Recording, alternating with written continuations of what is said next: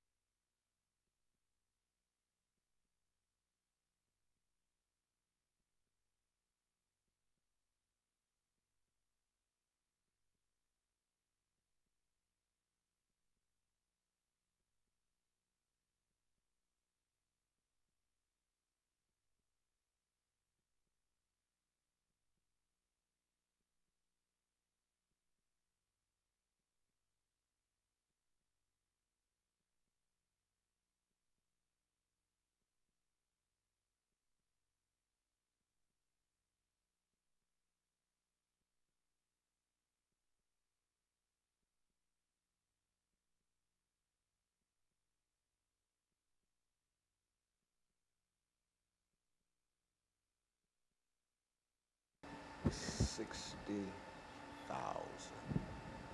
videos on YouTube, Twitter, and 60,000?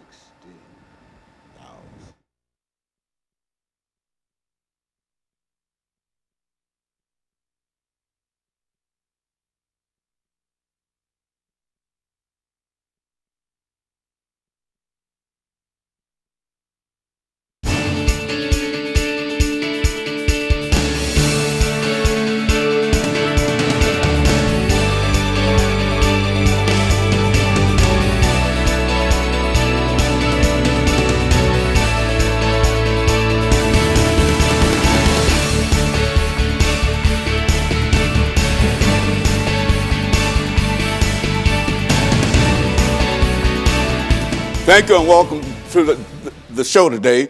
The topic this morning is Behind the Public Veil, the humanness of Dr. Martin Luther King Jr. And we're fortunate to have with us to talk about the humanness of Dr. Martin Luther King, Dr. Louis Baldwin. And of course, Dr. Baldwin, let me welcome you to the show today and to tell you how delighted we are and to tell you that we're happy to be able to deal with another of your many, many books. I think that you've been with us over the last 25 or 30 years, Dr. Baldwin. It's been quite an honor. And every time you come in, you bring a book with you. You see, you've got so many books. I'm thankful for that. And you've made a very, very important contribution to the life and times of Dr. Martin Luther King. Thank you so much. What you have here, I think, will give us an opportunity to see Martin Luther King from an entirely different perspective than the Dr. Martin Luther King that you've presented to us, because you've talked about his assassination,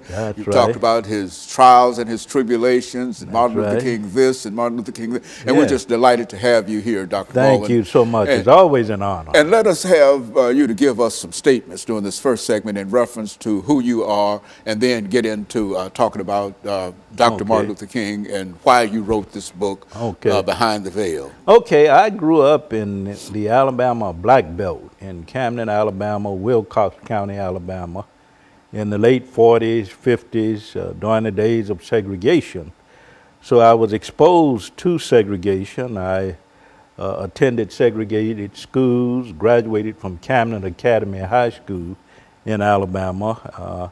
From there, I matriculated at Talladega College in Alabama, graduating with a degree in history, BA degree in history, in 1971.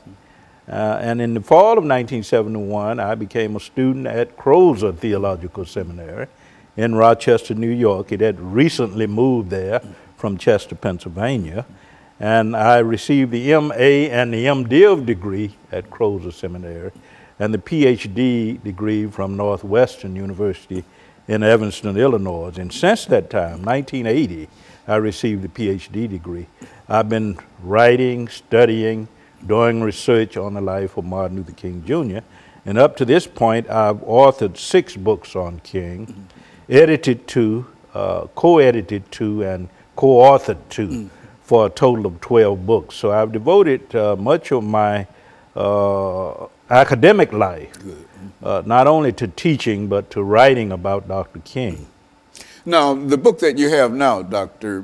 Baldwin, deals with Dr. Martin Luther King from a different perspective entirely. Why don't you make some statements about that book, and then we'll come back and we'll allow you to elaborate on it after this first segment. I wrote the book because we, I think, have lost a sense of the ordinary person, the human being that was Martin Luther King Jr.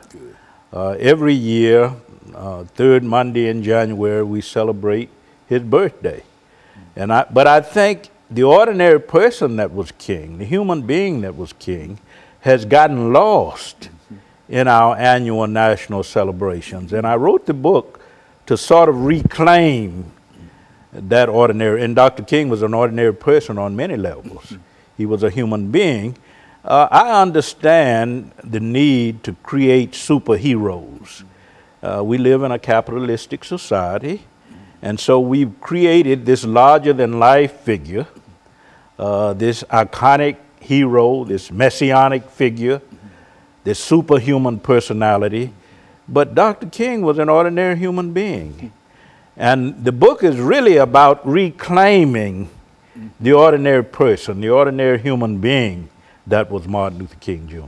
You know, I think that even the idea, Dr. Baldwin, is an inspiration to us all to understand that we don't always start, you didn't always start out as Dr. Lewis Baldwin. There was somebody that was Lewis Baldwin long before you matriculated in all of those institutions that you've attended. Yeah. And so that's the same thing we're saying about Dr. Martin Luther King, I would imagine. That's right. He was not always delivering that speech, I have a dream, and etc. It was something about him before he got to that stage of being able to do that. And this is what you were saying that this book reveals. This book reveals the very human side. We have this image of the man who made great speeches before thousands of people, who led large demonstrations, civil rights campaigns.